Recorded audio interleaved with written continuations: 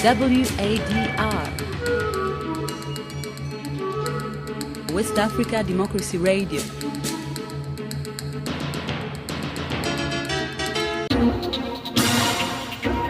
WADR,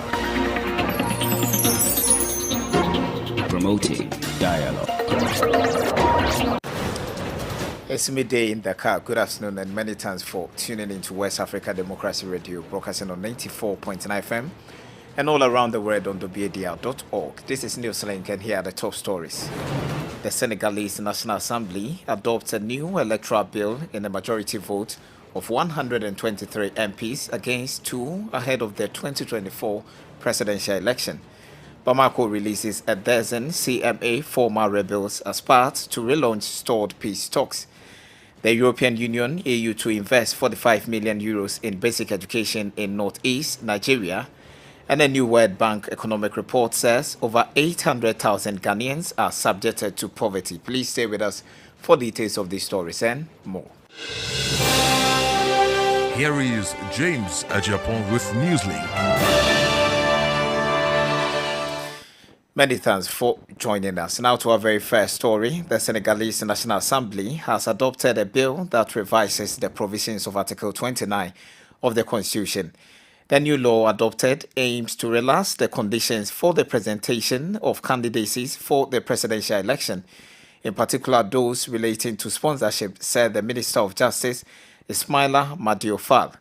In addition to that, there was also the amendment of the law of July 21st, 1965 on the Code of Criminal Procedure to abolish the Court for the Suppression of Illicit Enrichment, CREI, with the objective to fight against economic and financial crimes. Imoedit has more details. Following the new bill, candidates are submitted to the registry of the Constitutional Council at least 60 clear days and 65 clear days at the latest before the first round. 123 deputies voted for the adoption of this bill, 2 opposed and 33 abstained, allowing a majority vote. The new text stipulates that the signatures of voters must represent at least 0.6% and at most 0.8% of the general electoral file. Voters who sign sponsorships must also be domiciled in at least 7 regions, with at least 2,000 per region. To also report sponsorship, there should be the signature of elected representatives representing 8% of the members comprising deputies and of the National Assembly, or 20% of the territorial executive heads comprising mayors and or departmental council presidents. However, the filing of new candidacies is possible at any time on until the day before the ballot in event of the death of a candidate. The Minister of Justice, who invited the deputies to vote for this law, considered that these modifications on sponsorship constitute a democratic step forward. These amendments are part of recommendations from the National Dialogue to improve the country's electoral system and also to establish a new, improved, modernized system to mitigate illicit enrichment by public officials. Imoedit filed that report. In Mali, reports have emerged about the release of a dozen prisoners by the transitional authorities. The freed inmates are members of the coordination of the OSIWA movement, CMA, a former rebel group signatory to the OGS peace agreement. This release was one of the CMA's conditions before any discussions with Bamako will hold, a demand made during a visit by the head of the Malian State Security Agency, Colonel Modibo Kone, to Kidal. But as Abdullahi Hassan reports, the release has not been confirmed by the former armed group. The release of the former rebels was one of the conditions of the coordination of Azawad movements, CMA, before any negotiations with Bamako. This release comes less than a week after the visit of the director of the National State Security Agency, Colonel Modibo Kone, to Kidal. The release of the ex-rebels could signal Bamako's readiness to begin talks. This is the view of Soumaila La, a Malian security analyst. There is a sign of a return to the negotiating table in terms of implementation of the peace agreement, which was suspended by the parties following discontent. It was also the result of interpretations of the agreement by each party. I think that Bamako today, in accordance with what the director of the National State Security Agency himself said, is part of a global approach to finding a solution between the sons of Mali. And this search for a solution does not come without concessions. And I think that these releases are a step in that direction.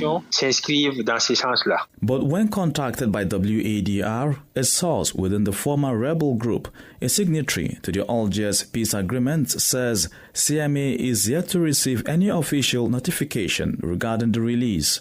He argued that these men had been unjustly arrested by Bamako.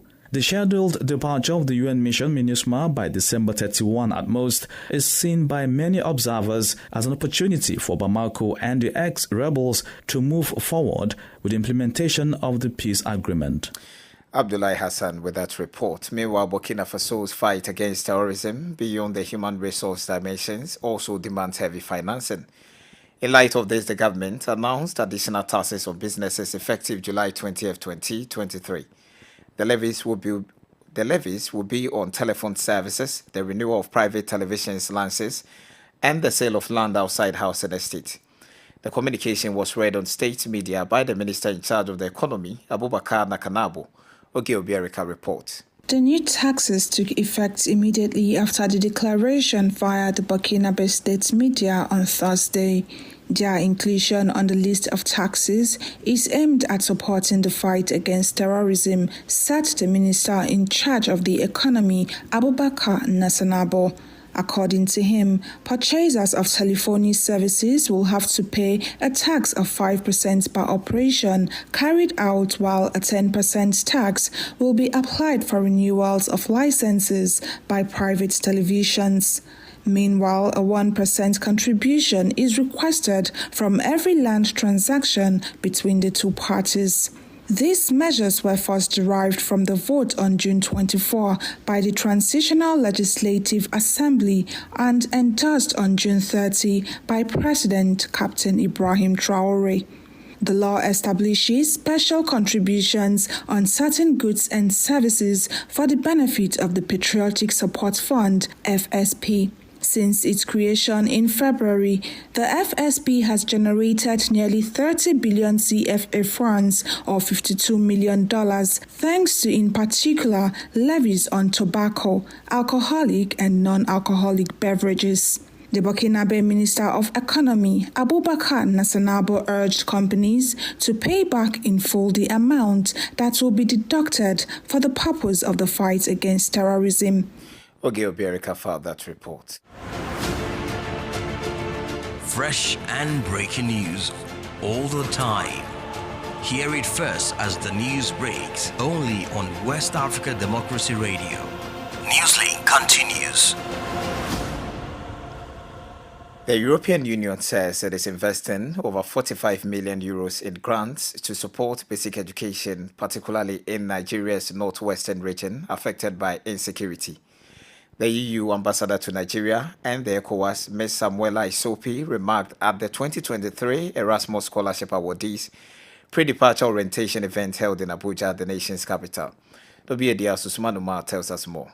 According to the EU ambassador, the 45 million euros in grants will support basic education, especially in the Northwest, a region particularly affected by insecurity. Education has also been disrupted in this region, and the grant is projected to last from 2023 to 2027.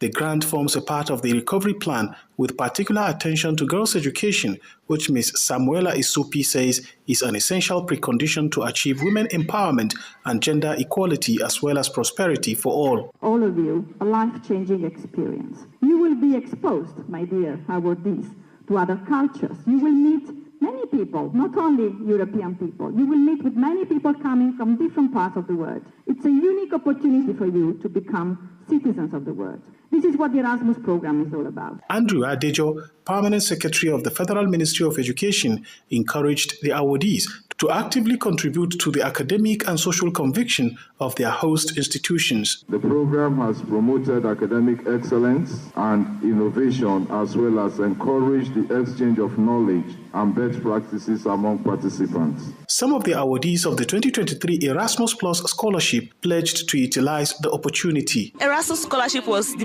boss was my boss for this year, and I went after it while praying to God that I got it. Honestly, I didn't know how serious this entire program was until today, knowing that 50,000 people around the world applied and 835 of the Nigerians that were awarded today, I'm one of them. It's really eye-opening for me, and I'm overwhelmed, as it were. 135 Nigerians were presented with the 2023 Erasmus Plus Scholarship Award, making Nigeria top on the continent and among the top 5 globally, together with Pakistan, India, Bangladesh, and Brazil. For NewsLink on West Africa Democracy Radio, Usman Umar reporting from Abuja. In other news, the government of Guinea-Bissau has ordered the immediate suspension of payment of salaries to thousands of teachers. Bissau, in a statement, based its decision on a payroll verification exercise to identify fake teachers or ghost workers. Sankole Janko has more details. The government, in a statement, said it has declared a war on ghost civil servants in order to curb its wage bill. Guinea-Bissau reportedly depends on external aid to meet salaries in the education sector. In addition to the suspension of teachers' salaries, a July 18 decision by the Council of Ministers also instructed the Ministry of Education to carry out a census of the number of its employees. Teachers in the impoverished and politically unstable country earn an average around 50,000 CFA francs, which, depending on the exchange rate, amounts to $100. The decision will affect some 8,000 teachers in the country's primary and secondary. Domingos de Carvalho, president of Bissau's National Union of Teachers, said the union would appeal against the decision it called unfair, threatening further actions should the government fail to rescind this decision. We are not planning any strike action, but we are thinking of finding other effective ways of reacting, De Carvalho said. The International Monetary Fund reached a staff-level agreement for a $3.16 million extended credit facility for Guinea-Bissau in May, says the Bissau government missed 3 of its 8 economic reforms targets that were due in March. One of the missed targets was a shelling on wages. Sankole Janko reporting there. Liberia has embarked on a massive reform within its foreign service, affecting several ambassadors and foreign service personnel. Addressing a news conference in Monrovia Thursday, Foreign Minister Maswell Kemaya said, as part of the reform, several ambassadors will be recalled and, if need be, reassigned to other countries. We will commence rotation and reassignment where applicable of our foreign service personnel. There is limitation for how long a diplomat should be able to serve. Always be ready to pick up your bag to move. You rotate. The policy is you are supposed to serve for a maximum of 3 years, but that has not been the case in terms of implementation of that policy. Not because my predecessors or people they didn't want to implement it, but I'm sure it's due to understandable challenges. But howbeit, we are on an irreversible path as it relates to the ongoing uncompromising reform at the Ministry of Foreign Affairs. We've resolved to move on with the rotation process, which will include recalls and reassignments where applicable. Liberian Minister of Foreign Affairs Maswell Kemaya speaking over there. Meanwhile, Liberia is set to receive $60 million from the African Development Bank to support more than 30,000 businesses managed by young people. To better coordinate this envelope and the future of Liberian youth, AFDB is establishing a Youth Entrepreneurship Investment Bank, YEIB, after the board's approval. WADL's Darlington Pogba has more in this report. The African Development Bank explains that about $60 million has been allocated to finance this strategic initiative. It categorically targets youth-led macro, small, and medium enterprises in the thriving agro-businesses and related sectors in the country that usually face challenges due to inadequate financial knowledge, education, and entrepreneurial skills. The Youth Entrepreneurship Investment Bank is expected to support over 30,000 youth-led businesses over the next 17 years, serving as the first catalyst for the development of a financial ecosystem for youth entrepreneurship, which is currently non-existent in Liberia. Benedict Kanu, head of the African Development Bank Group Country Office in Monrovia, adds that the investments potentially presents a profitable future by creating 120,000 direct and indirect jobs and unlocking around $500 million in additional loans. Liberia has over 60% of a youthful population and is experiencing high unemployment. According to statistics, approximately 45% of its youth are not engaged in employment, education, or training-related activities, which the bank says challenges social cohesion and resilience. For NewsLink on West Africa Democracy Radio, I am Darlington Popa in Monrovia. You are listening to NewsLink on West Africa Democracy Radio 94.9 FM, Dakar, Senegal. Here's a reminder of our top stories. The Senegalese National Assembly adopted a new electoral bill in a majority vote of 123 MPs against 2 ahead of the 2024 presidential election. Bamako releases a dozen CMA former rebels as a part to relaunch stored peace stocks. The European Union, EU, to invest 45 million euros in basic education in northeast Nigeria. And a new World Bank economic report says over 800,000 Ghanaians are subjected to poverty. Still ahead, we have our guest interview and sports update. Kindly stay with us. West Africa Democracy Radio. If you're just tuning in, this is NewsLink on West Africa Democracy Radio, broadcasting on 94.9 FM. Do join our conversations on Twitter and Instagram at WADR News and on Facebook, West Africa Democracy Radio English Service. Find us on YouTube at WADR News. As well, approximately 855,000 Ghanaians were pushed into poverty in 2022 due to high inflation rates and its associated impact on food prices, electricity tariffs, general goods and services. This is contained in the World Bank Ghana Economic Update Report. According to the report, the impact of inflation on welfare is simulated by relying on the first quarter of the annual Household Income and Expenditure Survey of 2022, collected by the Ghana Statistical Service. The figures are expected to remain high this year as inflation continues to rise. From Accra, Tiawinabela Lawson reports. In the report, the World Bank found that the increase in prices between January to December 2022 led to an average purchasing power loss of 15.7%. Household purchasing power losses also became more pronounced towards the end of the calendar year as inflation heightened. Speaking to the details of the report, an economist with the World Bank, Kwabena Jan Kwache, says the situation is worrying and concerning. He further called on the government to put up more social intervention programs to bring a lot of Ghanaians from poverty. It's quite worrying because government has been working hard to actually bring people out of poverty.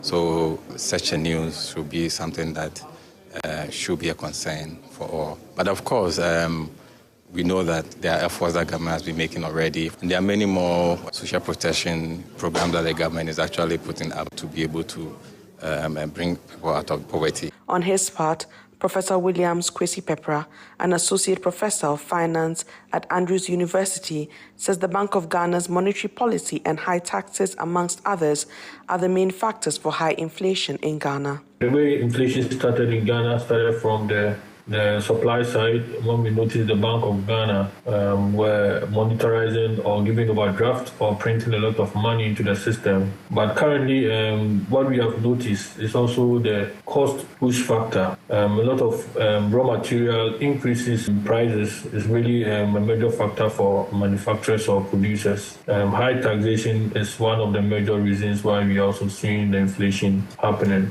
The report recommends that the government must put in place concerted efforts and strategic policies to ensure a prosperous future for its citizens.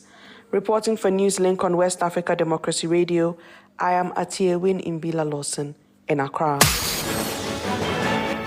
Politics, analysis on major news, social matters, and all. This is A Guest. Our guest interview segment brings us back to Senegal following the revision of Article 29 of the Constitution, in particular changes made in the mode of sponsorship of candidates. With a clear focus on improving the electoral ecosystem, 123 deputies voted for the adoption of this bill, with 2 in opposition, while 33 abstained, allowing a majority to take over. In the same vein, to address the issue of the financial pool resulting from illicit enrichment by public figures, the abolition of the Court for the Suppression of Illicit Enrichment, CREI, was also reviewed to protect the public purse. Our guest, Mamadou Cho, a political analyst, will share his insight on how this amendment will create space for clear public confidence and satisfaction in the electoral procedures towards the February 2024 elections and other economic concerns. They didn't change yesterday the Article 29. They'll be doing it the coming days. Because yesterday it was what we call the form of court. Fighting against those who we call it the trade. But in the coming days, there will be, adopting this Article 29, which is so far people like Al-Basal and Karimbat to be candidate for presidential election. I can anticipate to that because the change will be voting to see the majority yesterday. Because now look like there is a new majority at the National Assembly. The former ruling party, PDS, and those who are in Senegal, they voted with Benno Bokk Yakaar. That's why yesterday, the majority was beyond 100 members of parliament. Adopting what we call the new financial, pool to fight against those who once in power, they use embezzle money and things like that. So then, let's also look at that abolition of the Court for the Suppression of Illicit Enrichment. Many crime observers are suggesting that there should be a setting up of a special prosecutor office to specifically deal with issues related to economic and financial crime. Do you agree with that too? Yeah. The new body which has been set up yesterday with the vote at the National Assembly is more democratic than the former court. Because the problem with the former court, there is no way for somebody who has been condemned to appeal. And this is no way in most democratic countries, unless you have the right to appeal and contest the decision. With the new, what we call financial pool, all this will be possible. It's more of a democratic court. It will be pursuing people, for economic and financial crimes. Okay, so finally, there seemed to be an obvious interest difference between PASTEF and Tasawu parties, that is Usman Sonko and Khalifa Sall, because they have different ideologies towards the participation of the national dialogue. So I'm asking that from this outcome, do you think PASTEF is now alone against all the other parties? Sure, and the loneliness of PASTEF appeared yesterday because, I was telling you the new majority. Sometime, for the law which has been adopted yesterday, this new majority can be something like 120 people. It means the PASTEF MPs are the only alone, something like around 20-25 MPs voting against the law. So it becomes clear that, between Khalifa and Sonko, they are parting their ways. And, it's a political side, being the PASTEF or the Tahoe Dakar, they make it clear that, some of them want to, pursue it in their own way. Mamadou Cho is a Senegalese political analyst. And here is Sampole Janko with some sports updates.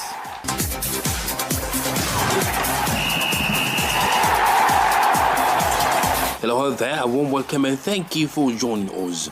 Nigeria began their FIFA Women's World Cup campaign with a goalless draw against Canada on Friday morning. Goalkeeper Chimaka Nandozie was woman of the match for the Super Falcons after saving Christian Sinclair's penalty to earn Nigeria a point in their opener in Melbourne.